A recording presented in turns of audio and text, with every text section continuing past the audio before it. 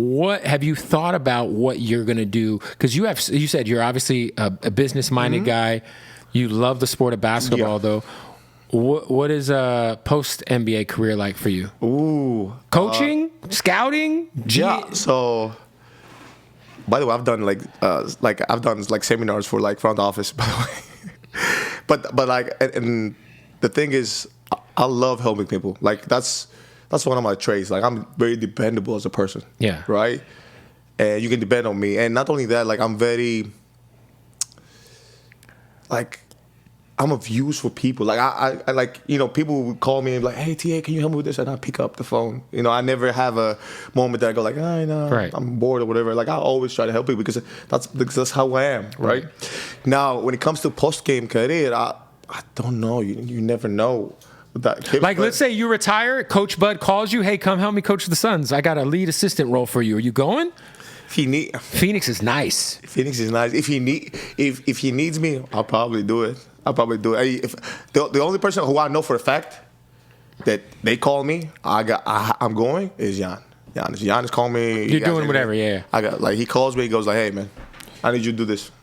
I'm going. Give me a breakdown because when you got drafted, was D'Antoni the coach of the Knicks or was it Mike Brown? Who was the coach? No, so when I got drafted, it was Derek Fisher. Derek, oh my God, that was Fisher year. Derek Fisher, man, and was that was before the Matt Barnes thing happened?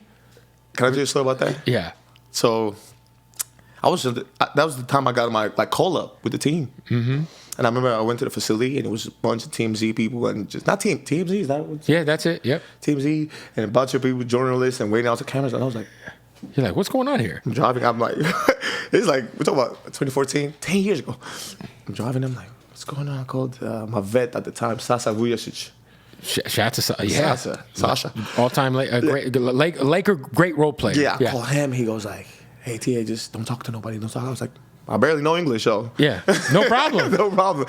I walk in, do my practice, and I think, it was the whole thing. Coach walked in, and he said, I know you guys heard what happened. There was an altercation and stuff like that. At the time, I didn't know what he was talking about. I thought it was just something personal. Yeah. He was saying all these things, and but everything's handled, and I don't want to take. And he was being very professional, by the way. Of course. Because they were very professional about it at the time, and I didn't understand. I was like, "Wait, what happened?" What's going on? And then you had the vets talking the vets were going back and forth, saying "Oh, look, this everybody called me, everybody texted me." I was like, "What's going on?"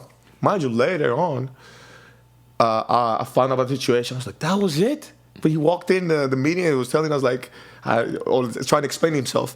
And then after that, I met Matt Barnes. Yeah. And Zach, one of those, and I was like, you got in a fight with him? He's such a nice guy. Yo. I was like, you got in a fight with him? Matt Barnes, such a nice guy. I mean, I think so. So such a nice guy. Very, very polite. I'm like, yo. But it happens.